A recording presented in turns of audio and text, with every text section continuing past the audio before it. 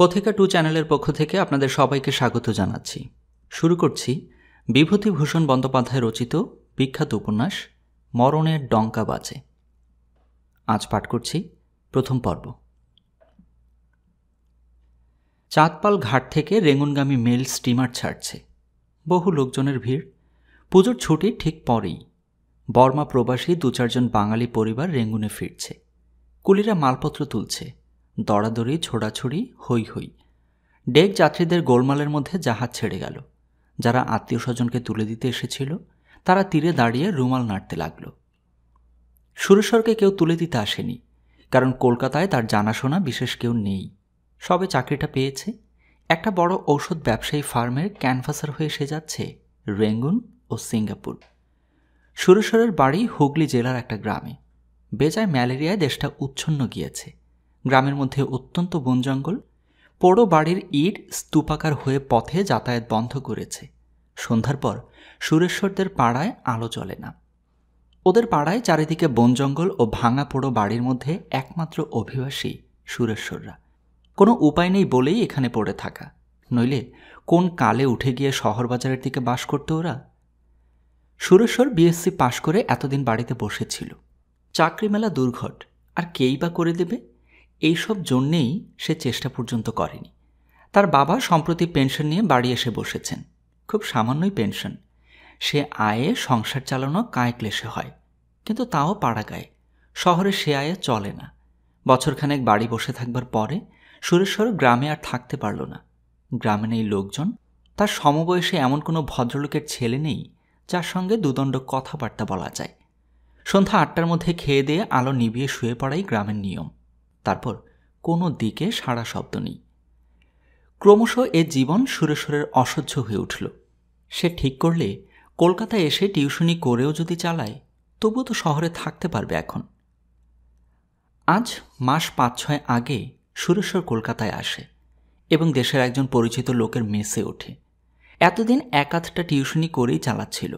সম্প্রতি এই চাকরিটা পেয়েছে তারই এক ছাত্রের পিতার সাহায্যে ও সুপারিশে। সঙ্গে 3 বাক্স ওষুধপত্রের নমুনা আছে বলে তাদের ফার্মের মোটর গাড়ি ওকে চাঁদপাল ঘাটে পৌঁছে দিয়ে গিয়েছিল। এই প্রথম চাকরি এবং এই প্রথম দূর বিদেশে যাওয়া। সুরেশ্বরের মনে খানিকটা আনন্দ ও খানিকটা বিষাদ মেশানো এক অদ্ভুত ভাব। একদল মানুষ আছে যারা অজানা দূর বিদেশে নতুন নতুন বিপদের সামনে পড়বার সুযোগ পেলে নেচে ওঠে। সুরেশ্বর ঠিক সে দলের নয়। সে নিতান্তই ঘরকুনো ও নিরীহ ধরনের মানুষ। তার মতো লোক নিরাপদে চাকরি করে আর 10 জন বাঙালি ভদ্রলোকের মতো নির্বিঘ্নে সংসার ধর্ম পালন করতে পারলে সুখী হয়। তাকে যে বিদেশে যেতে হচ্ছে, তাও যে সে বিদেশ নয়, সমুদ্র পাড়ের দেশে পাড়ি দিতে হচ্ছে, সে নিতান্তই দায়ে পড়ে, নইলে চাকরি থাকে না। সে চায়নি এবং ভেবেও রেখেছে এইবার নিরাপদে ফিরে আসতে পারলে অন্য চাকরির চেষ্টা করবে। কিন্তু জাহাজ ছাড়বার পরে সুরেশ্বরের মন্দ লাগছিল না। ধীরে ধীরে বোটানিক্যাল গার্ডেন, 2 তীর ব্যাপী কল কারখানা পেছনে ফেলে রেখে প্রকাণ্ড জাহাজখানা সমুদ্রের দিকে এগিয়ে চলেছে। ভোর 6টায় জাহাজ ছেড়েছিল। এখন বেশ রৌদ্র উঠেছে। ডেকের একদিকে অনেকখানি জায়গায় যাত্রীরা ডেক চেয়ার পেতে গল্পগুজব জুড়ে দিয়েছে। স্টিমারের একজন কর্মচারী সবাইকে বলে গেল, পাইলট নেমে যাওয়ার আগে যদি ডাঙায় কোনো চিঠি পাঠানো দরকার হয় তা যেন লিখে রাখা হয়। বয় এসে বলল, আপনাকে চায়ের বদলে আর কিছু দেব? সুরেশ্বর 2nd ক্লাসের যাত্রী। সে চা খায় না, এ খবর আগেই জানিয়েছিল এবং কিছু আগে সকলকে চা দেওয়ার সময়ে চায়ের পেয়ালা সে ফেরত দিয়েছে। সুরেশ্বর বললে, না, কিছু দরকার নেই। বয় চলে গেল। এমন সময় কে একজন বেশ মার্জিত ভদ্র সুরেও পেছনের দিক থেকে জিজ্ঞেস করলে, মাপ করবেন, মশাই কি বাঙালি? সুরেশ্বর পেছনে ফিরে বিস্মিত হয়ে চেয়ে দেখলে এইমাত্র একজন নব আগন্তুক যাত্রী তার ডেক চেয়ার পাতবার মাঝখানে থমকে দাঁড়িয়েছে ও তাকে প্রশ্ন করছে। আর বয়স 25-26-এর বেশি নয়। একহারা, দীর্ঘ সুঠাম চেহারা, সুন্দর মুখশ্রী, চোখ দুটি বুদ্ধির দীপ্তিতে উজ্জ্বল, সব শুদ্ধ মিলিয়ে বেশ সুপুরুষ। সুরেশ্বর উত্তর দেওয়ার আগেই সে লোকটি হাসি মুখে বললে, কিছু মনে করবেন না, একসঙ্গেই কদিন থাকতে হবে আপনার সঙ্গে, একটু আলাপ করে নিতে চাই। প্রথমটা বুঝতে পারিনি আপনি বাঙালি কিনা। সুরেশ্বর হেসে বললে, এর আর মনে করবার কি, ভালোই তো হলো আমার পক্ষেও। সেকেন্ড ক্লাসে কি আর বাঙালি নেই? না, আর যারা যাচ্ছেন সবাই ডেকে, একজন কেবল ফার্স্ট ক্লাসের যাত্রী। আপনি কত দূর যাবেন, রেঙ্গুনে? আপাতত তাই বটে, সেখান থেকে যাব সিঙ্গাপুর। বেশ বেশ, খুব ভালো হলো, আমিও তাই। সরে এসে বসুন এদিকে, আপনার সঙ্গে একটু ভালো করে আলাপ জমিয়ে নিই। বাঁচলুম আপনাকে পেয়ে। সুরেশ্বর শীঘ্রই তার সঙ্গীটির বিষয়ে তার নিজের মুখেই অনেক কথা শুনলে। ওর নাম বিমল চন্দ্র বসু। সম্প্রতি মেডিকেল কলেজ থেকে পাশ করে বেরিয়ে ডাক্তারি করবার চেষ্টায় সিঙ্গাপুর যাচ্ছে। বিমলের বাড়ি কলকাতায়। ওদের অবস্থা বেশ ভালোই। ওদের পাড়ার এক ভদ্রলোকের বন্ধু সিঙ্গাপুরে ব্যবসা করেন, তার নামে বিমল চিঠি নিয়ে যাচ্ছে। কথাবার্তা শুনে সুরেশ্বরের মনে হলো বিমল অত্যন্ত বুদ্ধিমান ও সাহসী। নতুন দেশে নতুন জীবনের মধ্যে যাবার আনন্দেই সে মশগুল। সে বেশ সবল যুবকও বটে। অবশ্যই সুরেশ্বর নিজেও গায়ে ভালোই শক্তি ধরে। এক সময়ে রীতিমতো ব্যায়াম ও কুস্তি করত।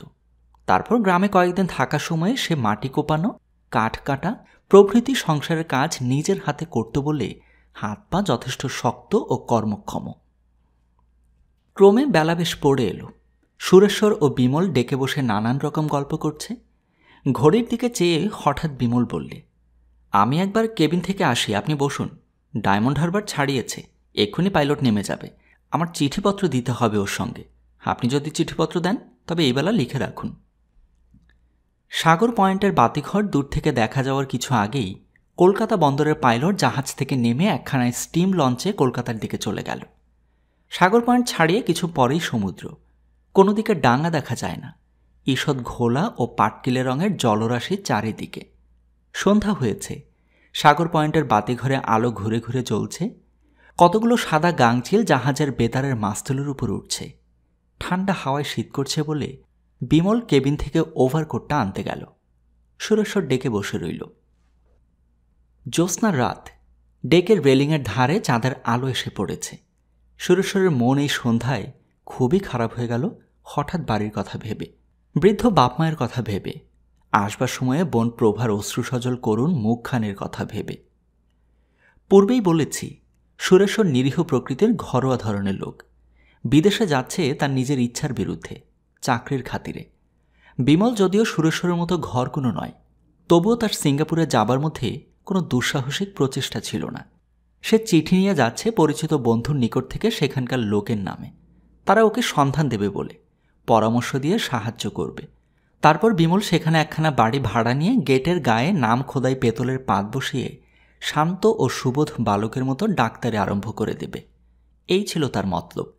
যেমন 5 জনে দেশে বসে করছে, সে না হয় গিয়ে করবে সিঙ্গাপুরে। কিন্তু দুজনেই জানত না একটা কথা। তারা জানত না যে নিরুপদ্রব শান্তভাবে ডাক্তারি ও ওষুধের ক্যানভাসারি করতে তারা যাচ্ছে না। তাদের অদৃষ্ট তাদের দুজনকে একসঙ্গে গেঁথে নিয়ে চলেছে এক বিপদ সংকুল পথযাত্রার এবং তাদের দুজনের জীবনের এক অপ্রত্যাশিত অভিজ্ঞতার দিকে। জাহাজ সমুদ্রে পড়েছে। বিস্তীর্ণ জলরাশি ও অনন্ত নীল আকাশ ছাড়া আর কিছুই দেখা যায় না। একদিন দুপুরে বিমল সুরেশ্বরকে উত্তেজিত সুরে ডাক দিয়ে বললে, চট করে চলে আসুন, দেখুন কি একটা অদ্ভুত জন্তু। জন্তুটা আর কিছু নয়, উদীয়মান মৎস্য। জাহাজের শব্দে জল থেকে উঠে খানিকটা উড়ে আবার জলে পড়ে অদৃশ্য হয়ে গেল। জীবনে এই প্রথম সুরেশ্বর উদ্দিন মৎস্য দেখলে। ছেলেবেলায় চারুপাঠে ছবি দেখেছিল বটে। মাঝে মাঝে অন্য অন্য জাহাজের সঙ্গে দেখা হচ্ছে, প্রায়ই কলকাতাগামী জাহাজ। ওরা জাহাজের নাম পড়ছে। ওরা কেন, সবাই। এ অকল জলরাশির দেশে অন্য একখানা জাহাজ ও অন্য লোকজন দেখতে পাওয়া যেন কত অভিনব দৃশ্য। শত শত যাত্রী ঝুঁকে পড়েছে সাগ্রহের রেলিংয়ের ওপর, নাম পড়ছে, কত কি মন্তব্য করছে। ওরাও নাম পড়লে, একখানার নাম ডালহৌসি, একখানার নাম ইরাবতী, একখানার নামের কোনো মানে হয় না, কিলাওয়াজা। অন্তত ওরা তো কোনো মানে খুঁজে পেল না। একখানা জাপানি এনওয়াইকে লাইনের জাহাজ হিতজুমারু, উদীয়মান সূর্য আঁকা পতাকা ওড়ানো। দুদিনের দিন রাত্রে বেসিন লাইট হাউসের আলো ঘুরে ঘুরে জ্বলতে দেখা গেল। সুরেশ্বর সমুদ্র পীড়ায় কাতর হয়ে পড়েছে, কিন্তু বিমল ঠিক খাড়া আছে। যদিও তার খাওয়ার ইচ্ছা প্রায় লোপ পেয়েছে। সুরেশ্বর তো কিছুই খেতে পারে না, যা খায় পেটে তলায় না, দিনরাত কেবিনে শুয়ে আছে, মাথা তুলবার ক্ষমতা নেই। জাহাজের স্টুয়ার্ড এসে দেখে গম্ভীরভাবে ঘাড় নেড়ে চলে যায়। কি বিশ্রী জিনিস এই পরের চাকরি! এত হাঙ্গামা পোয়ানো কি ওর পোষায়? দিব্যি ছিল, বাড়িতে খাচ্ছিল দাচ্ছিল, চাকরির খাতিরে বিদেশে বেরিয়ে কি ঝকমকারি দেখো তো। বিমল আপন মনে ডেকে বসে বই পড়ে, স্ফূর্তিতে শীষ দেয়, গান করে, সুরেশ্বরকে ঠাট্টা করে বলে, what a good seller you are. 3 দিন 2 রাত্রি ক্রমাগত জাহাজে চলবার পরে তৃতীয় দিন সন্ধ্যায় এলিফ্যান্ট পয়েন্টের লাইট হাউস দেখা গেল। বেলাভূমি যদিও দেখা যায় না, তবুও সমুদ্রের জলের ঘোর নীল রং ক্রমশ সবুজ হয়ে ওঠাতে বোঝা গেল যে ডাঙা বেশি দূরে নেই। ডাঙার গাছপালা মাঝে মাঝে জলে ভাসতে দেখা যাচ্ছে। সন্ধ্যার অল্প পরেই জাহাজ ইরাবতীর মোহনায় প্রবেশ করলে সঙ্গে সঙ্গে জাহাজের সাইরেন বেজে উঠল। রয়্যাল মেলের নিশান উঠিয়ে দেয়া হলো মাছ তুলে। সন্ধ্যাকাশ তখনও যেন লাল, সন্ধ্যা তারার সঙ্গে চাঁদ উঠেছে পশ্চিম আকাশে। ইরাবতী বক্ষে চাঁদের ছায়া পড়েছে। জাহাজ কিছু দূর গিয়ে নোঙর ফেললে। রাত্রে ইরাবতী নদীতে বড় জাহাজ চালানোর নিয়ম নেই। রেঙ্গুনের পাইলট রাত্রে জাহাজে থাকবে, সকালে ইরাবতী বক্ষে জাহাজ চালিয়ে নিয়ে যাবে। ভোরবেলায় কেবিন থেকে ঘুম চোখে বেরিয়ে এসে সুরেশ্বর দেখলে জাহাজ চলছে ইরাবতীর 2 তীরের সমতল ভূমি ও ধান ক্ষেতের মধ্য দিয়ে। যত দূর চোখ যায় নিম্ন বঙ্গের মতো শস্য শ্যামলা ঘন সবুজ ভূমি, কাঠের ঘরবাড়ি। তারপরেই রেঙ্গুনে পৌঁছে গেল জাহাজ। সুরেশ্বর বা বিমল কেউই রেঙ্গুনে নামবে না। সুরেশ্বরের রেঙ্গুনে কাজ আছে বটে, কিন্তু সে ফিরবার মুখে। ওরা দুজনেই এ জাহাজ থেকে সিঙ্গাপুরগামী জাহাজে ওদের জিনিসপত্র রেখে শহর বেড়াতে বেরুল। বেশি কিছু দেখবার সময় নেই। দুপুরের পরেই সিঙ্গাপুরের জাহাজ ছাড়বে। জাহাজের পার্সার বলে দিলে বেলা 12:30টার আগেই ফিরে আসতে। নতুন দেশ, নতুন মানুষের ভিড়, ওরা যা কিছু দেখছে বেশ ভালো লাগছে ওদের চোখে। লেক, পার্ক ও সোয়েদাগং প্যাগোডা দেখে ওরা জাহাজে ফিরবার কিছু পরেই জাহাজ ছেড়ে দিল। আবার অকুল সমুদ্রের অনন্ত জলরাশি। একদিন সুরেশ্বর বিমলকে বললে, দেখো বিমল, কাল রাত্রে বড় একটা মজার স্বপ্ন দেখেছি। এ কয়দিনের মেলামেশায় তাদের পরিচয়ের ঘনিষ্ঠতা তুমিতে পৌঁছেছে। কি স্বপ্ন? তুমি আর আমি ছোট একটা অদ্ভুত গড়নের বজরা নৌকা করে সমুদ্রে কোথায় যাচ্ছি। সে ধরনের বজরা আমি ছবিতে দেখেছি, ঠিক বোঝাতে পারছি না এখন। তারপর ধোঁয়ায় চারদিক অন্ধকার হয়ে গেল, খালি ধোঁয়া, বিশ্রী কালো ধোঁয়া। আমরা বাঁচলাম তো না খসলাম? কথা শেষ করে বিমল হো হো করে হেসে উঠল। সুরেশ্বর চুপ করে রইল। বিমল বললে, আমি একটা প্রস্তাব করি, শোনো। চলো দুজনে সিঙ্গাপুর গিয়ে একটা জায়গা বেছে নিয়ে ডাক্তারখানা খুলি। তুমি তোমার কোম্পানিকে বলে ওষুধ আনাবে, বেশ ভালো হবে। আমি ডাক্তারি করব। রেঙ্গুন থেকে জাহাজ ছেড়ে 2 দিন 2 রাত অনবরত যাওয়ার পরে চতুর্থ দিন ভোরে জমি দেখা গেল। রেঙ্গুনের মতো সমতল ভূমি নয়, উঁচু নিচু, যেদিকে চাও সেদিকে পাহাড়। উপকূলের চতুর্দিকেই মাছ ধরবার বিপুল আয়োজন। বড় বড় কালো রঙের খুঁটি দিয়ে ঘেরা, জাল ফেলা, জেলেদের থাকবার টিনের ঘর, পালতোলা জেলে ডিঙিতে অহরহ তীর আচ্ছন্ন। পিনাং বন্দরে জাহাজ ঢুকবা মাত্রই অসংখ্য সাম্পান এসে জাহাজের চারিধারে ঘিরলে। মাঝিরা সকলেই চিনেম্যান। ওরা সাম্পানে করে বন্দরে নেমে শহর দেখতে বার হলো। ঘণ্টা হিসেবে দুজনে একখানা রিক্সা করলে। ঘণ্টা পিছু 20 সেন্ট ভাড়া। পিনাঙে ঠিক সমুদ্র তীরে একটা সমতল ভূমি, চারিদিকেই পাহাড়। অনেকগুলো ছোট নদী এইসব পাহাড় থেকে বার হয়ে শহরের মধ্য দিয়ে সমুদ্রে গিয়ে পড়েছে। ওরা একটা পাহাড়ের উপর চীনা মঠ দেখতে পেল। পাথরে বাঁধানো সিঁড়ি, বাগান পুরোহিতের ঘর, দেব মন্দির স্তরে স্তরে উঠেছে। বাগানের চারিদিকে নালার ঝর্ণার স্রোতে কত পদ্ম গাছ। মন্দিরের মধ্যে টেওস্ট ধর্মজ দেবমূর্তি। এদের মধ্যে একটি মূর্তি দেখে সুরেশ্বর চমকে দাঁড়িয়ে গেল। কোন চীনা দেবতার মূর্তি! ভ্রুকুটি কুটিল, কঠিন, রুক্ষ মুখ, হাতে অস্ত্র, দাঁড়াবার ভঙ্গিটি পর্যন্ত আক্রোশপূর্ণ। সমস্ত পৃথিবী যেন ধ্বংস করতে উদ্যত। বিমল বললে, কি দাঁড়ালে যে? দেখছ মূর্তিটা? মুখ চোখের কি ভয়ানক নিষ্ঠুর ভাব দেখেছ? মন্দিরের পুরোহিতদের জিজ্ঞেস করে জানা গেল ওটি টেওস্ট রণদেবতার মূর্তি। হঠাৎ সুরেশ্বর বললে, চলো এখান থেকে চলে যাই। বিস্মিত বিমল বললে, ও কি পাহাড়ের উপরে যাবে না? সুরেশ্বর আর উঠতে অনিচ্ছুক দেখে বিমল ওকে নিয়ে জাহাজে ফিরল। পথে বললে, তোমার কি হলো হে সুরেশ্বর? ওরকম মুখ গম্ভীর করে মনমরা হয়ে পড়লে কেন? সুরেশ্বর বললে, কই না, ও কিছু নয়, চলো। জাহাজে ফিরে এসেও কিন্তু সুরেশ্বরের সে ভাব দূর হল না। ভালো করে কথা কয় না, কি যেন ভাবছে। নৈশভোজের টেবিলেও ভালো করে খেতেও পারলে না। রাত 9টার পরে পিনাং থেকে জাহাজ ছাড়লে সুরেশ্বর যেন কিছু স্বস্তি অনুভব করলে। পিনাং বন্দরের জেটির আলোকমালা দূরে মিলিয়ে যাচ্ছে। ওরা ডেকে এসে বসেছে নৈশভোজের পরে। হঠাৎ সুরেশ্বর বলে উঠল, উহ, কি ভয় পেয়ে গিয়েছিল ওই চীনা দেবতার মূর্তিটা দেখে। বিমল হেসে বললে, আমি তা বুঝতে পেরেছিলাম, কিন্তু সত্যি তুমি এত ভীতু তা তো জানি না। স্বীকার করি মূর্তিটা অবশ্যই কমনীয় নয়, তবুও। সুরেশ্বর গম্ভীর মুখে বললে, আমার মনে হচ্ছে কি জানো বিমল, আমরা যেন এই দেবতার কোপ দৃষ্টিতে পড়ে গিয়েছি। সবসময় সব জায়গায় যেতে নেই। আমরা সন্ধ্যাবেলা ওই চীনে মন্দিরে গিয়ে ভালো কাজ করিনি। পিনাং থেকে ছাড়বার 3 দিন পরে জাহাজ সিঙ্গাপুর পৌঁছল। দূর থেকে সিঙ্গাপুরের দৃশ্য দেখে বিমল ও সুরেশ্বর খুব খুশি হয়ে উঠল। শুধু মালয় উপদ্বীপ কেন, সমগ্র এশিয়ার মধ্যে সিঙ্গাপুর একটি প্রধান বন্দর। বন্দরে ঢুকবার সময়েই তার আভাস পাওয়া যাচ্ছিল। অসংখ্য ছোট ছোট পাহাড় জলের মধ্য থেকে মাথা তুলে দাঁড়িয়ে, তাদের উপর সুদৃশ্য ঘরবাড়ি, চারিদিকে পিনাংয়ের মতো মাছ ধরবার প্রকাণ্ড আড্ডা, নীল রঙের চিত্রিত চক্ষু ড্রাগন, ঝোলানো পালতোলা সেই চীনা জাঙ্ক ও সাম্পানে সমুদ্র বক্ষ আচ্ছন্ন করে রেখেছে। বন্দরে ঢুকবার মুখেই একখানা ব্রিটিশ যুদ্ধজাহাজ প্রায় মাছ দরিয়ায় নোঙর করে আছে কয়লা নেবার জন্যে। তার প্রকাণ্ড ফোকরওয়ালা 2 কামান ওদের দিকে মুখ হাঁ করে আছে, যেন ওদের গিলবার লোভে। আরও নানা ধরনের জাহাজ, স্টিম লঞ্চ, সাম্পান, মালয় নৌকার ভিড়ে বন্দরের জল দেখা যায় না। যেদিকে চোখ পড়ে শুধু নৌকো আর জাহাজ। বিমলের মনে হলো কলকাতা এর কাছে কোথায় লাগে, তার চেয়ে অন্তত 10 গুণ বড় বন্দর। চারিদিকেই বাঁশ সমুদ্র। বন্দরের মুখে ছোট বড় জাহাজ দাঁড়িয়ে, তাদের মধ্যে 8-2খানা বড় যুদ্ধজাহাজ ওদের চোখে পড়ল। বন্দরের উত্তর পূর্ব কোণে 3 মাইলের পরে বিখ্যাত নৌবহরের আড্ডা। দূর থেকে দেখা যায় বড় বড় ইস্পাতের খুঁটি, বেতারের মাছ তুলে সেদিকটা অরণ্যের সৃষ্টি করেছে। জাহাজের কয়লা নেবার একটা প্রধান আড্ডা সিঙ্গাপুর।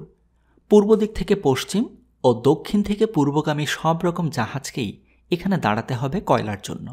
এর বিপুল ব্যবস্থা আছে। বহু দূর ধরে পর্বত আকারে কয়লা রক্ষিত হয়েছে, যেন সমুদ্রের ধারে ধারে অনেক দূর পর্যন্ত একটা অবিচ্ছিন্ন কয়লার পাহাড়ের সারি চলে গিয়েছে। বন্দরে জাহাজ এসে থামলে সুরেশ্বর ও বিমল চীনে কুলি দিয়ে মালপত্র এনে 2খানা রিক্সা ভাড়া করলে। ওরা দুজনেই একটা ভারতীয় হোটেল দেখে নিয়ে সেখানে উঠল।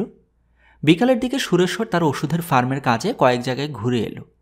বিমল যে ভদ্রলোকের নামে চিঠি এনেছিল তার সঙ্গে দেখা করতে গেল। সন্ধ্যার পূর্বে সুরেশ্বর জিজ্ঞেস করলে, কি হয়েছে, অমন হয়ে বসে কেন? বিমল বললে, ভাই, এত দূরে পয়সা খরচ করে আসাই মিথ্যে হলো। আমি যা ভেবে এখানে এলুম তা হবার কোনো আশা নেই। যে ভদ্রলোকের নামে চিঠি এনেছিলাম তার নিজের ভাগ্নে ডাক্তার হয়ে এসে বসেছে, আমার কোনো আশাই নেই।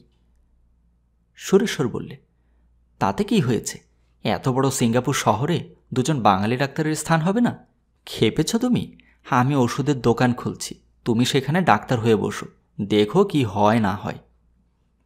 হঠাৎ সুরেশ্বরের মনে হলো তাদের ঘরের বাইরে জানালার কাছে কে যেন একজন ওদের কথা দাঁড়িয়ে দাঁড়িয়ে শুনছে। বিমল বললে, ওকে? সুরেশ্বর তাড়াতাড়ি দরজার কাছে গিয়ে মুখ বাড়িয়ে দেখলে। তার মনে হলো একজন যেন বারান্দার মোড়ে অদৃশ্য হয়ে গেল। সে ফিরে এসে বললে, ও কিছু না, কে একজন গেল।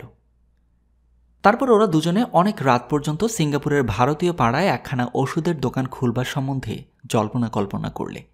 বিমল 1000 টাকা এখন ঢালতে প্রস্তুত আছে। সুরেশ্বর নিজেদের ফার্মকে বলে ওষুধের জোগাড় করবে। বড় ডাকঘরের ক্লক টাওয়ারে ঢং ঢং করে রাত 11টা বাজল। হোটেলের চাকর এসে দুজনের খাবার দিয়ে গেল। শিখের হোটেল, মোটা মোটা সুস্বাদু রুটি ও মাংস, আস্ত মাসকলাইয়ের ডাল ও আলুর তরকারি, এই আহার্য। সারাদিনের ক্লান্তির পরে তা অমৃতের মতো লাগলো ওদের। আহারাদি সেরে সুরেশ্বর শোবার জোগাড় করতে যাচ্ছে, এমন সময় বিমল হঠাৎ দরজার কাছে গিয়ে বাইরের দিকে চেয়ে দেখল সুরেশ্বর বললে, কি? বিমল ফিরে এসে বিছানায় বসল। বললে, আমার ঠিক মনে হলো কে একজন জানলাটার কাছে দাঁড়িয়েছিল। কাউকে দেখলুম না, কিন্তু। সুরেশ্বরের কীরকম সন্দেহ হলো। বিদেশ বিভূষী জায়গা, নানা রকম বিপদের আশঙ্কা এখানে পদে পদে। সে বললে, সাবধান থাকাই ভালো। দরজা বেশ বন্ধ করে দিয়ে শুয়ে পড়ো, রাতও হয়েছে অনেক। সুরেশ্বরের ঘুম ছিল সজাগ। তা অনেক রাত্রে একটা কিসের শব্দে ও ঘুম ভেঙে বিছানার উপর উঠে বসল সন্দিগ্ধ মন নিয়ে। বিছানার শিওরের দিকে জানলাটা খোলা ছিল। বিছানা ও জানলার মধ্যে একটা ছোট টেবিলের দিকে নজর পড়াতে সুরেশ্বর দেখলে টেবিলটার উপর ঢিল জড়ানো এক টুকরো কাগজ। এটাই বোধহয় একটু আগে জানলা দিয়ে এসে পড়েছে। তার শব্দে ওর ঘুম ভেঙে গিয়েছে। ঘরে আলো জ্বালাই ছিল। কাগজের টুকরোটা ও পড়লে তাতে ইংরেজিতে লেখা রয়েছে, আপনারা ভারতীয়। যতদূর জানতে পেরেছি, সিঙ্গাপুরে আপনারা নবাগত ও চিকিৎসা ব্যবসায়ী। কাল দুপুরবেলা বোটানিক্যাল গার্ডেনে অর্কিডের ঘরের উত্তর পূর্ব কোণে যে বড় ডুরিয়ান ফলের গাছ আছে, তার নিচে অপেক্ষা করবেন দুজনেই। আপনাদের দুজনের পক্ষেই লাভজনক কোনো প্রস্তাব উত্থাপিত হবে। আসতে ইতস্তত করবেন না। লেখার নিচে নামসই নেই। বিমলও কাগজখানা পড়লে। ব্যাপার কি? এ ওর মুখের দিকে চেয়ে রইল। কিছুক্ষণ দুজনেই নীরব। সুরেশ্বর প্রথমে কথা বললে, কেউ তামাশা করছে বলে মনে হচ্ছে, কি বলো? কিন্তু তাই বা করবে কেন? আমাদের চেনেই বা কি? বিমল চিন্তিত মুখে বললে, কিছু বুঝতে পারছি না। কোনো খারাপ উদ্দেশ্য আছে বলে মনে হয় নাকি? কি খারাপ উদ্দেশ্য? আমরা যে খুব বড় লোক নই, তার প্রমাণ ভিক্টোরিয়া হোটেল বা এম্পায়ার হোটেলে না উঠে এখানে উঠেছি। টাকা কড়ি সঙ্গে নিয়েও যাচ্ছি না। সুতরাং কি করতে পারে আমাদের? সে রাত্রের মতো দুজনে ঘুমিয়ে পড়ল। সকালে উঠে বিমল বললে, চলো যাওয়াই যাক। এত ভয় কিসের? বোটানিক্যাল গার্ডেন তো আর নির্জন মরুভূমি নয়। সেখানে কত লোক বেড়ায় নিশ্চয়ই। দুজনকে খুন করে দিনের আলোয় টাকা করে নিয়ে পালিয়ে যাবে, এত ভরসা কারু হবে না। দুপুরের পরে হোটেল থেকে বেরিয়ে কুয়ালা জোহর স্ট্রিটের মোড় থেকে একখানা রিক্সা ভাড়া করলে। মেসিডন কোম্পানির সোডা ওয়াটারের দোকানের সামনে একজন চীনা ভদ্রলোক ওদের রিক্সা থামিয়ে চীনে রিক্সাওয়ালাকে কি জিজ্ঞেস করলে। তারপর উত্তর পেয়ে লোকটি চলে গেল। বিমল রিক্সাওয়ালাকে ইংরেজিতে জিজ্ঞেস করল, কি বললে তোমাকে হে? রিক্সাওয়ালা বললে, জিজ্ঞেস করলে সওদাগরি কোথায় নিয়ে যাচ্ছ? তুমি কি বললে? আমি কিছু বলিনি। বলবার নিয়ম নেই আমাদের। সিঙ্গাপুর খারাপ জায়গা মিস্টার। বোটানিক্যাল গার্ডেন শহর ছাড়িয়ে প্রায় 2 মাইল দূরে। শহর ছাড়িয়েই প্রকাণ্ড একটা কিসের কারখানা। তারপর পথের দুধারে ধনী মালয়, ইউরোপীয় ও চীনাদের বাগান বাড়ি। এমন ঘন সবুজ গাছপালার সমাবেশ ও শোভা বিমল ও সুরেশ্বর বাংলাদেশের ছেলে হয়েও দেখেনি।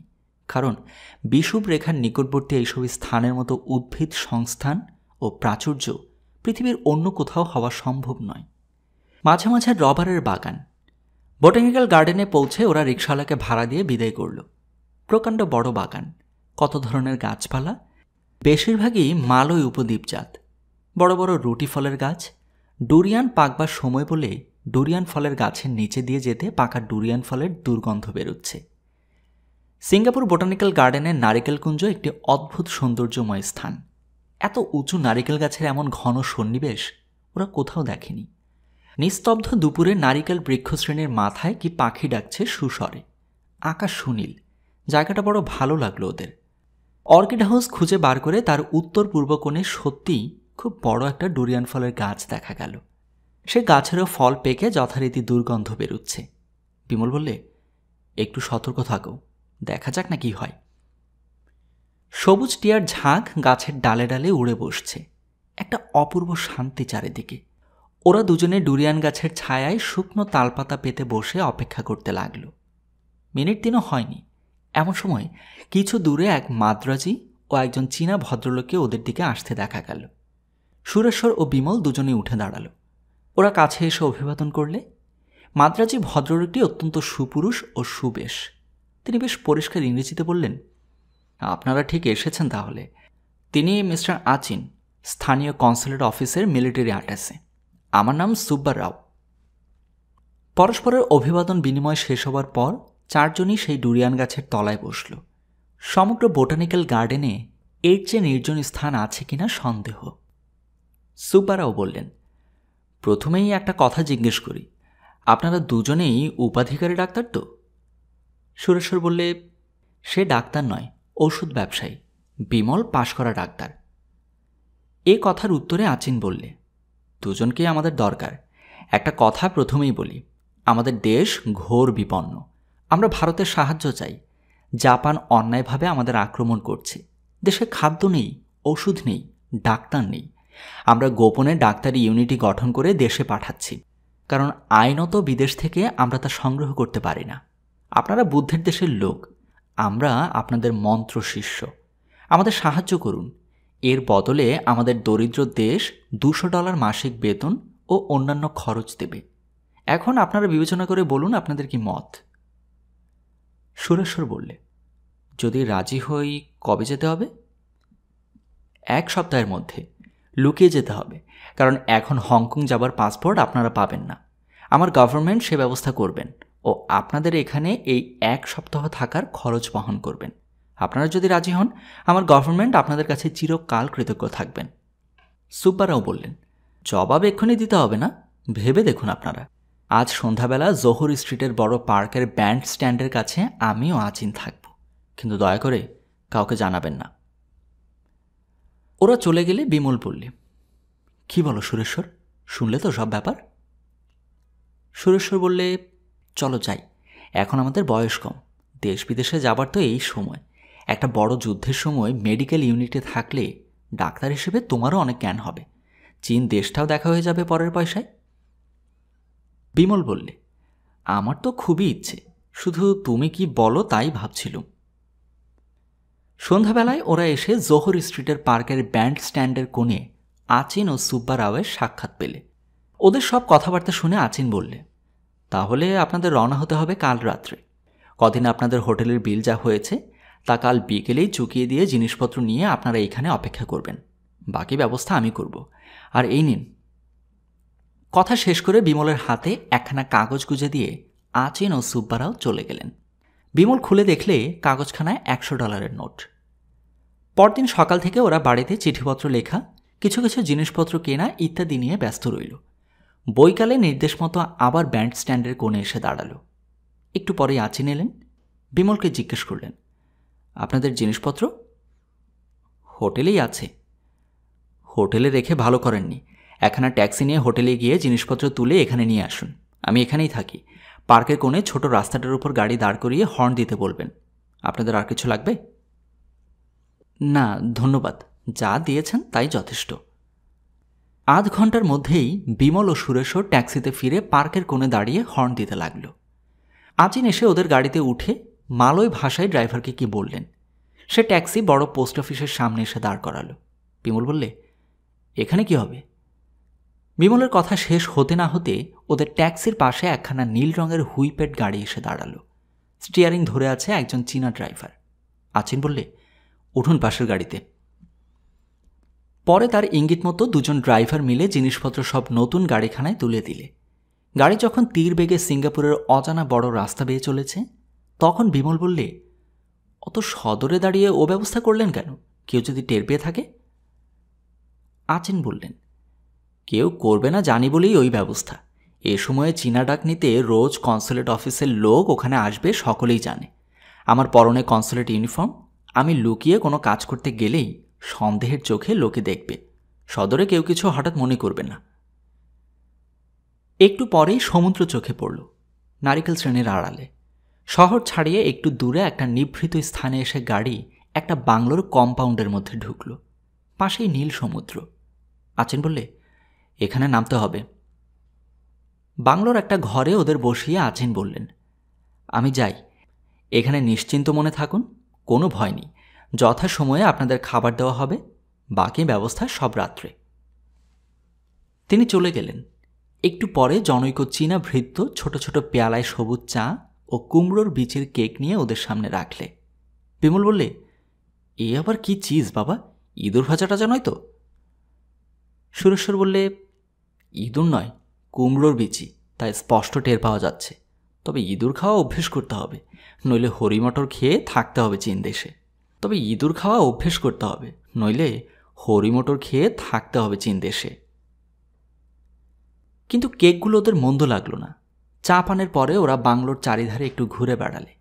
সিঙ্গাপুরের উপকণ্ঠে নির্জন স্থানে সমুদ্র তীরে বাংলোটি অবস্থিত। সমুদ্রের দিকে এক সারি ঝাউ অপরাহ্নের বাতাসে শোঁ শোঁ করছিল। দূরে সমুদ্র বক্ষে সূর্য অস্তের আভা পড়ে কি সুন্দর দেখাচ্ছে। সুরেশ্বর ভাবছিল হুগলি জেলার তাদের সেই গ্রাম, তাদের পুরনো বাড়ি, বাপমায়ের কথা। জীর্ণ শানবাঁধানো পুকুরের ঘাটের পৈঠা বেয়ে মা পুকুরে গা ধুতে নামতেন এতক্ষণে। জীবনের কী সব অদ্ভুত পরিবর্তনও ঘটে। মাত্র 3 মাস আগে সেও এমনই সন্ধ্যায় ওই গ্রামের খালের ধারটিতে একা পায়চারি করে বেড়াত। ও কিভাবে কোথায় গেলে চাকরি পাওয়া যায় সেই ভাবনাতে ব্যস্ত থাকত। আর আজ কোথায় কত দূরে এসে পড়েছে। বিমল মুগ্ধ হয়েছিল এই সুদূর প্রসারী শ্যামল সমুদ্রবেলার শান্ত শোভার দৃশ্যে। সে ভাবছিল কবি ও ঔপন্যাসিকদের পক্ষে এমন বাংলো তো স্বর্গ। মাথার ওপরকার নীল আকাশ, এই সবুজ ঝাউয়ের সারি, ওই সমুদ্রবক্ষের ছোট ছোট পাহাড়, সত্যি স্বর্গ। গভীর রাত্রে আচিন এসে ওদের উঠালেন। একখানা মোটরে 8 মাইল আন্দাজ গিয়ে সমুদ্র তীরের একটা নির্জন স্থানে ওরা জিনিসপত্র সমেত ছোট একটা জালি বোটে উঠল। দূরে বন্দরের আলোর সারি দেখা যাচ্ছে। অন্ধকার রাত্রি, নির্জন সমুদ্রবক্ষ। কিছু দূরে একটা চীনা জাঙ্ক অন্ধকারের মধ্যে দাঁড়িয়েছিল। জালিবোট গিয়ে জাঙ্কের গায়ে লাগলো। দড়ির সিঁড়ি বেয়ে ওরা জাঙ্কে উঠল। পাটাতনের নিচে একটা ছোট কামরা ওদের জন্য নির্দিষ্ট ছিল। কামরাতে একটা চীনা মাদুর বিছানো, বেতের বালিশ, চীনা লণ্ঠন, রঙিন গালার পুতুল, কাঁচ করার ফুলের টবে নার্সিসাস ফুল গাছ, এমনকি ছোট খাঁচা সমেত একটি ক্যানারি পাখি। আচিন বললেন, কামরা আপনাদের পছন্দ হয়েছে তো? সুরেশ্বর বললে, সুন্দর সাজানো কামরা, আপনাকে অসংখ্য ধন্যবাদ। আচিন গম্ভীরভাবে বললেন, ধন্যবাদ আপনাদের। আমাদের বিপন্ন দেশকে দয়া করে আপনার সাহায্য করবার জন্যে এত কষ্ট স্বীকার করে অজানা ভবিষ্যতের দিকে চলেছেন। ভগবান বুদ্ধের দেশের লোক আপনারা। সবসময়ই আপনারা আমাদের নমস্য। ভগবান বুদ্ধের আশীর্বাদ আপনাদের উপর বর্ষিত হোক। সুরেশ্বর বললে, আপনি তো সঙ্গে যাবেন না, এ নৌকো ঠিক জায়গায় আমাদের নিয়ে যাবে তো? সে বিষয়ে ভাববেন না। এ চীন গভর্নমেন্টের বেতনভোগী জাঙ্ক। 3 দিন পরে একখানা চীনা জাহাজ আপনাদের তুলে নেবে, কারণ সামনে দুস্তর চীন সমুদ্র। জাঙ্কে সে সমুদ্র পার হওয়া তো যাবে না। আচিন বিদায় নেবার পরে নৌকার নোঙর ওঠালে। জাঙ্কে সুসজ্জিত কামরায় মোমবাতির আলো জ্বলছে। অনুকূল বায়ু ভরে চীন সমুদ্র বেয়ে নৌকা চলেছে। ঘন অন্ধকার, কেবল আলোক উৎক্ষেপক ঢেউগুলি যেন জোনাকের ঝাঁকের মতো চলছে। বিমল বললে, এখান থেকে হংকং 1700-1800 মাইল দূর, এক ভীষণ চীন সমুদ্র। আর এই জাঙ্ক তো এখানে মোচার খোলা। প্রাণ নিয়ে এখন ডাঙায় পা দিতে পারলে তো হয়। সুরেশ্বর বললে, এসে ভালো করনি বিমল। ঝোঁকের মাথায় তখন দুজনে আচিনের কথায় ভুলে গেলুম কেমন দেখলে। এই জাঙ্কে যদি তোমায় আমায় খুন করে এরা জলে ভাসিয়ে দেয়, এদের কে কি করবে? কেউ জানে না আমরা কোথায় আছি, কেউ একটা খোঁজ পর্যন্ত করবে না। বিমল বললে, ওসব কথা ভেবে কেন মন খারাপ করো? বাইরে যেয়ে সমুদ্রের দৃশ্যটা একবার দেখো। ফসফোরোসেন্ট ঢেউগুলি কি চমৎকার দেখাচ্ছে। মাঝে মাঝে কেমন এক প্রকার শব্দ হচ্ছে সমুদ্রের মধ্যে। ওগুলো কি? ওরা কাউকে কিছু বলতে পারে না। ইংরেজি ভাষা কে জানে নৌকায়, তা ওদের জানা নেই।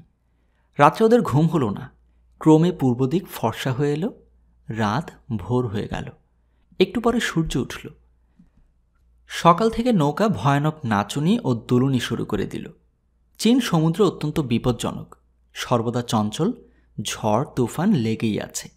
ওরা সমুদ্র পীড়ায় কাতর হয়ে কামরার মধ্যে ঢুকে চিত হয়ে শুয়ে পড়ল। আহার বিহারে রুচি রইল না। সেদিন বিকেলে এক মস্ত ঢেউয়ের মাথায় একটি কাটল ফিশ এসে পড়লে জাঙ্কের পাটাতনে। সেটা তখনও জ্যান্ত। পালাবার আগেই চীনা মাছেরা ধরে ফেললে। জাঙ্কে যা খাবার দেয় সে ওদের মুখে ভালো লাগে না। ভাত ও শুটকি মাছের তরকারি। সমুদ্র পীড়ায় আক্রান্ত 2টি বাঙালি যাত্রীর পক্ষে চীনা ভাত তরকারি খাওয়া প্রায় অসম্ভব। সুরেশ্বর বললে, ঝকমারি করেছি এসে ভাই, না খেয়ে তো দেখছি আপাতত মরতে হবে। তৃতীয় দিন দুপুরে দূরে দিক বিলয়ে একখানা বড় স্টিমারের ধোয়া দেখা গেল। ওরা দেখলে জাঙ্কের সারেং দূরবীন দিয়ে সেদিকে চেয়ে উদ্বিগ্ন মুখে কি আদেশ দিলে। মাঝিমাল্লারা পাল নামিয়ে ঘুরিয়ে দিচ্ছে। আবার উল্টো দিকে যাবে নাকি? ব্যাপার কি? সুরেশ্বর সারেংকে জিজ্ঞেস করলে, নৌকা ঘোরাচ্ছ কেন? সারেং দূরের অস্পষ্ট জাহাজটার দিকে আঙুল দিয়ে দেখিয়ে উদ্বিগ্ন মুখে বলল, English cruiser mister, very big cruiser, big gun. Sureshwar বললে, তাতে তোমাদের ভয় কি? ওরা তোমাদের কিছু বলতে যাবে কেন? কিন্তু সুরেশ্বর জানত না সারেংয়ের আসল ভয়ের কারণ কোনখানে। চীনা সমুদ্রে চীনা বোম্বেটের উপদ্রব নিবারণের জন্যে ব্রিটিশ যুদ্ধজাহাজ সর্বপ্রকার চীনা নৌকা, জাহাজ ও জাঙ্কের উপর, বিশেষ করে বন্দর থেকে দূরে বের হয়ে সমুদ্রে দিয়ে যেসব যায় তাদের উপর খড় দৃষ্টি রাখে। ওদের জাঙ্কে দেখে সন্দেহ হলেই থামিয়ে থানা তল্লাশ করবেই। তাহলে এ জাঙ্কে যে বেআইনি আফিম রয়েছে পাটাতনের নিচে লুকানো, তা ধরা পড়ে যাবে। চীনা মাঝিগুলো অতিশয় ধূর্ত। যুদ্ধ জাহাজ দূর থেকে যেমনি দেখা, অমনি জাঙ্ক মাছ সমুদ্রে ঝুপ করে নোঙর নামিয়ে দিলে ও পাটাতনের নিচ থেকে মাছ ধরার জাল বার করে সমুদ্রে ফেলতে লাগল। দেখতে দেখতে জাঙ্কখানা একখানি চীনা জেলে ডিঙিতে পরিবর্তিত হয়ে গেল। বিমল বললে, উহ, কি চালাক দেখেছ? সুরেশ্বর বললে, চালাক তাই রক্ষে, নইলে ব্রিটিশ যুদ্ধজাহাজ এসে যদি আমাদের ধরত, বিনা পাসপোর্টে ভ্রমণ করার অপরাধে তোমায় আমায় জেল খাটতে হবে, সে হুঁশ আছে? ধূসর বর্ণের বিরাটকায় ব্রিটিশ ক্রুজারখানা ক্রমেই নিকটে এসে পড়ছে। এখন তার বড় ফোকরওয়ালা কামানগুলো স্পষ্ট দেখা যাচ্ছে। সমুদ্রের বুকে একটা ধূসর বর্ণের পর্বত যেন ধীরে ধীরে জেগে উঠছে। যদি কোনো সন্দেহ করে একটি বড় কামান তাদের দিকে দাগে, আর ওদের চিহ্ন খুঁজে পাওয়া যাবে। চীনা মাঝিমাল্লাগুলো মহা উৎসাহে ততক্ষণ জাল ফেলে মাছ ধরছে। সুরেশ্বর ও বিমলের বুক ঢিপ ঢিপ করছে উদ্বেগে ও উত্তেজনায়। কিন্তু সৌভাগ্যের বিষয়, যুদ্ধ জাহাজখানা ওদের দিকে লক্ষ্যই করলে না। ওদের প্রায় 1 মাইল দূর দিয়ে সোজা পূর্ণ বেগে সিঙ্গাপুরের দিকে চলে গেল। জাঙ্ক শুদ্ধ লোক হাঁপ ছেড়ে বাঁচল। দুপুরের পরে দূরে একটি ছোট্ট দ্বীপ দেখা গেল। জাঙ্ক গিয়ে ক্রমে দ্বীপের পাশে নোঙর করলে। বিমল ও সুরেশ্বর শুনলে নৌকার জল ফুরিয়ে গেছে এবং এখানে মিষ্ট জল পাওয়া যায়। ওরা সেখানে থাকতে থাকতে আরেকখানা বড় জাঙ্ক বিপরীত দিক থেকে এসে ওদের কাছেই নোঙর করলে। বিমলদের জাঙ্কের মাঝিরা বেশ একটু ভীত হয়ে পড়ল নবাগত নৌকাখানা দেখে। সকলেই ঘন ঘন চকিত দৃষ্টিতে সেদিকে চায়। যদিও ভয়ের কারণ যে কি, তা সুরেশ্বর বা বিমল কেউ বুঝতে পারল না। কিন্তু একটু পরে সেটা খুব ভালো করেই বোঝা গেল। ও নৌকা থেকে 10-12 জন গুন্ডা ও বর্বর আকৃতির চীনেম্যান এসে ওদের জাঙ্ক ঘিরে ফেললে। সকলের হাতেই বন্দুক, কারো হাতে ছোরা। ওদের জাঙ্কেরে কেউ কোনো রকম বাধা দিলে না, দেওয়া সম্ভবও ছিল না। দস্যুরা দলে ভারী, তাছাড়া অত বন্দুক এ নৌকায় ছিল না।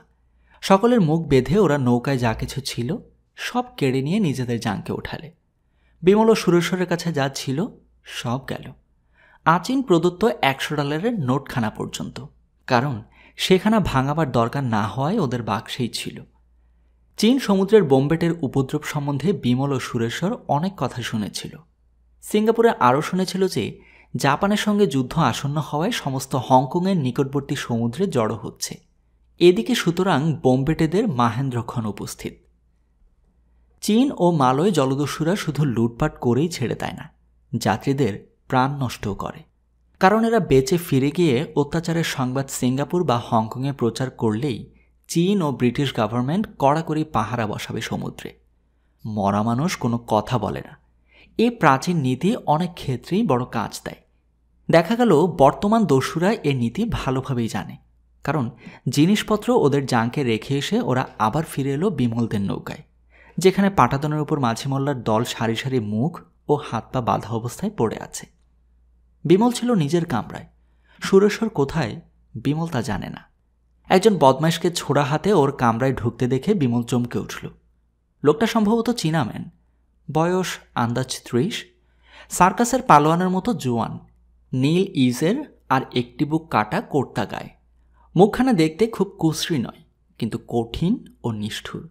ওর হাতের অস্ত্রখানা বিমল লক্ষ্য করে দেখলে ঠিক ছোড়া নয়, মালয় উপদ্বীপে যাকে ক্রিজ বলে তাই। যেমনি চকচকে তেমনি সেখানা ক্ষুরধার বলে মনে হল। সে ক্রিজখানা বিমলের সামনে উঁচু করে তুলে ধরে দেখিয়ে বলল, আমি তোমাকে একটু বিরক্ত করতে এসেছি, কিছু মনে করো না। বিমলের মুখ বাঁধা, সে কি কথা বলবে।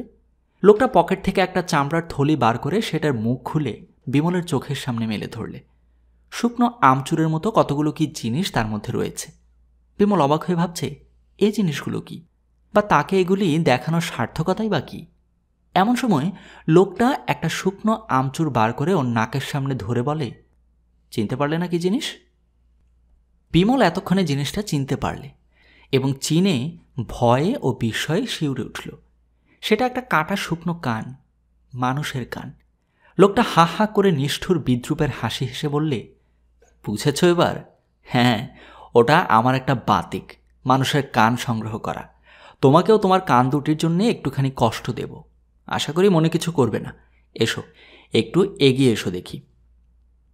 বিমল নিরুপায়, মুখ দিয়ে একটা কথা বার করবার পর্যন্ত ক্ষমতা নেই তার। এক মুহূর্তে তার মনে হলো হয়তো সুরেশ্বরের সমানই অবস্থা ঘটেছে। এতক্ষণে তারও অশেষ দুর্দশা হচ্ছে এই পীতবর্ণ বর্বরদের হাতে। বুদ্ধদেবের ধর্মকে এরা বেশ আয়ত্ত করেছে বটে। লোকটা সময়ের মূল্য বোঝে, কারণ কথা শেষ করেই বুদ্ধ শিষ্যের এই বিচিত্র নমুনাটি চকচকে ক্রিসখানা হাতে করে এগিয়ে এলো। বিমলের সর্বাঙ্গ শিউরে উঠল।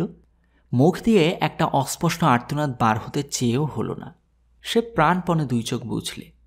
তীক্ষ্ণ ক্রিসের স্পর্শ খুব ঠান্ডা। কতটা ঠান্ডা? খুব ঠান্ডা কি? ক্রিসের স্পর্শ এলো না, এলো তার পরিবর্তে দূর থেকে একটা অস্পষ্ট গম্ভীর আওয়াজ। প্রস্তরময় কূলে সমুদ্রের ঢেউয়ের প্রবল বেগে আছড়ে পড়া শব্দের মতো গম্ভীর। কতগুলো ব্যস্ত মানুষের সম্মিলিত দ্রুত পদশব্দ বিমলের কানে গেল। বিস্মিত বিমল চোখ খুলে চেয়ে দেখলে লোকটা ছুটে কামরার বাইরে চলে গেল। চারিদিকে একটি সারা শোরগোল। কাঠের পাটাতনের উপর অনেকগুলো পলায়নপর মানুষের দ্রুত পায়ের শব্দ ধ্বনিত হচ্ছে। কি ব্যাপার? এ আবার কি নতুন কাণ্ড?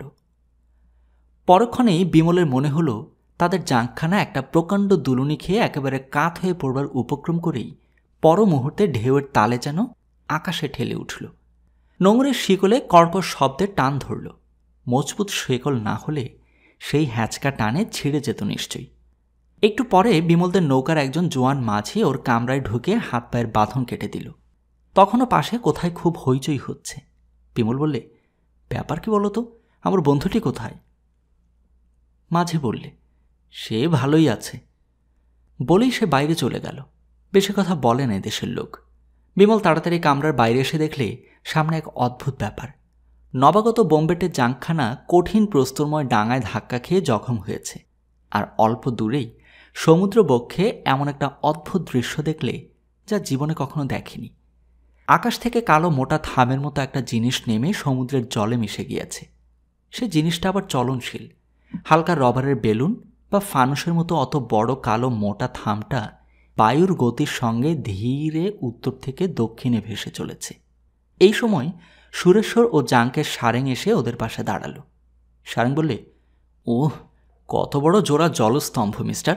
চীন সমুদ্রে প্রায় জলস্তম্ভ হয় বটে, কিন্তু এমন জোড়া জলস্তম্ভ আমি কখনো দেখিনি।